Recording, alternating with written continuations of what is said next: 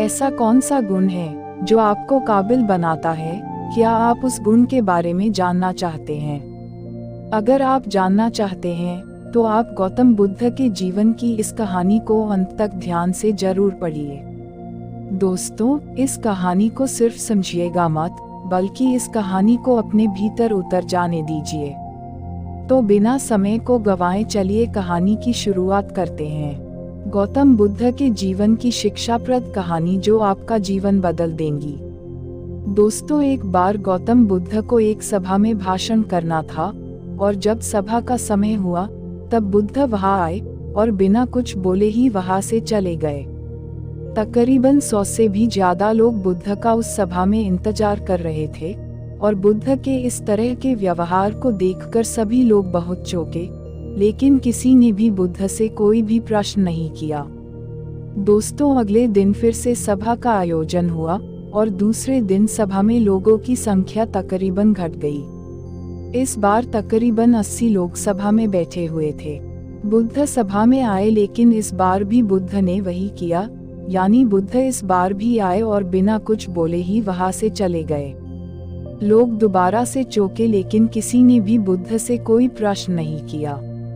अगले दिन सभा का आयोजन फिर से किया, लेकिन इस बार सभा में लोगों की संख्या और घट गई। इस बार सभा में केवल 50 लोग ही आए हुए थे। बुद्ध सभा में फिर से आए और उन्होंने इधर उधर देखा और बिना कुछ बोले ही सभा से चले गए। उसके बाद कुछ लोग क्रोधित भी हुए, क्योंकि लोगों ने अपना काम छोड़ छोड़ कर आए हुए थे, लेकिन किसी ने भी बुद्ध से कोई प्रश्न नहीं किया। अगले दिन फिर से सभा का आयोजन हुआ। दोस्तों, आप लोग जो इस कहानी को पढ़ रहे हैं, आप में से भी कुछ लोग मन ही मन यह कह रहे होंगे कि अरे कितनी बार सभा का आयोजन होगा। और आप लोगों को भी इस कहानी को सुनते वक्त इरिटेशन होना शुरू हुआ होगा।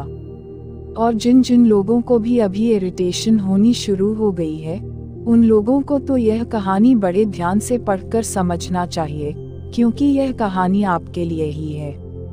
अगले दिन फिर से सभा का आयोजन हुआ, लेकिन इस बार सभा की संख्या और ज्यादा घट गई थी, यानी इस बार सभा में सिर्फ 30 लोग ही थे। फिर उसके बाद बुद्ध सभा में आए, मुस्कुराए और फिर से बुद्ध ने वही किया, यानी बिना कुछ बोले ही वहां से चले गए। इस बार भी लोग बहुत क्रोधित हुए और इस बार लोगों ने पीछे से कुछ कहा भी और बड़बड़ाए भी, लेकिन बुद्ध ने उनके किसी भी प्रश्न का उत्तर नहीं दिया। दोस्तों, अगले दिन फिर से सभा का आयोजन हुआ और इस बार लोगों की संख्या बहुत ज्यादा घट गई थी, यानी इस बार सभा में कुल मिलाकर 15 लोग ही आए हुए थे। इस बार भी बुद्ध सभा में आए, लेकिन इस बार बुद्ध अपना आसन ग्रहण कर लेते हैं। फिर बुद्ध बोले और बुद्ध ने उन 15 लोगों को उपदेश दिया और वे 15 लोग ही बुद्ध के भिक्षु बन गए और आगे चलकर उन 15 लोगों ने ही बुद्ध के ज्ञान को अलग अलग दिशाओं में फैला दिया। फिर एक दिन बुद्ध से किसी ने पूछा कि बुद्ध, आप कई दिनों तक बिना बोले ही सभा से क्यों चले जाते थे? फिर बुद्ध कहते हैं कि मैं उन लोगों को खोज रहा था जो लायक थे, यानी कि पहले दिन 100 से भी ज्यादा लोग आए हुए थे, उसमें से ज्यादातर लोग सिर्फ आए हुए थे। उन्हें मेरे उपदेश से कोई भी मतलब नहीं था, वे बस आ गए थे। और उसमें से ज्यादातर लोग सिर्फ देखने और सुनने आए हुए थे कि सभा में क्या होता है। वे मेरे काम के लोग नहीं थे, क्योंकि वे लोग मेरे ज्ञान को औरों तक नहीं पहुंचा सकते थे। मुझे तो उन लोगों की खोज थी जो मेरे ज्ञान को जन जन तक पहुंचा सके।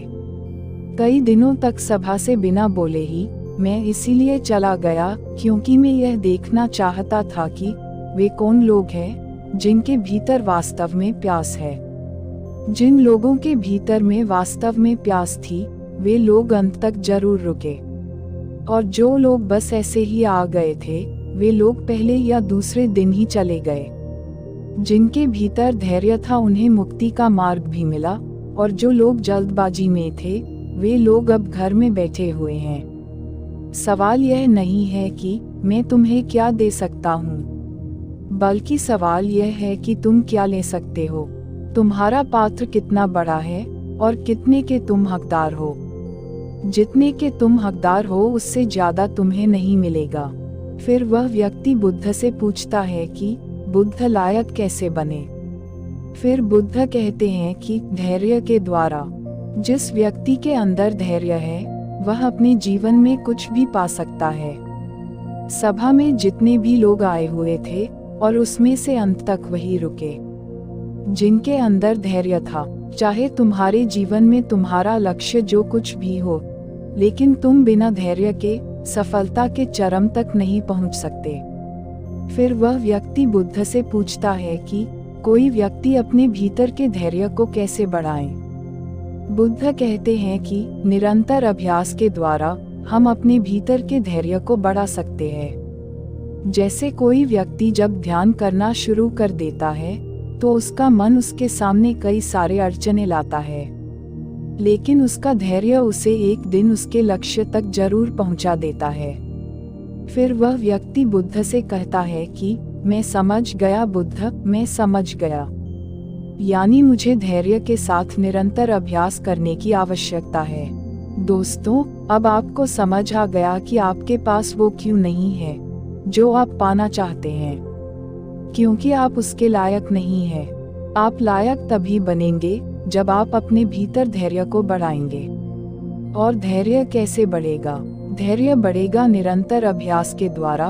और अभ्यास कौन करेगा? अभ्यास करेंगे आप, तो फिर करते क्यों नहीं? दोस्तों, खुद से ईमानदारी के साथ एक प्रश्न जरूर पूछिए कि जो आप भविष्य में बनना चाहते हैं उसके लिए क्या आप धैर्य के साथ कर्म कर रहे हैं? दोस्तों, अगर उसका उत्तर नहीं है तो अपनी असफलता के लिए जिम्मेदार आप खुद होंगे। दोस्तों, आज की यह गौतम बुद्ध की शिक्षाप्रद कहानी आपको पसंद आई होगी, तो नीचे कमेंट बॉक्स में यस तथा नमो बुद्धाय जरूर लिखें और उसके साथ ही इस कहानी को अपने दोस्तों के साथ शेयर करना न भूलें।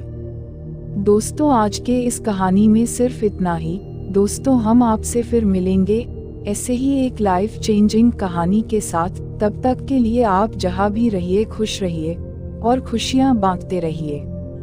आपका बहुमूल्य समय देने के लिए दिल से धन्यवाद। शरणं गच्छामि।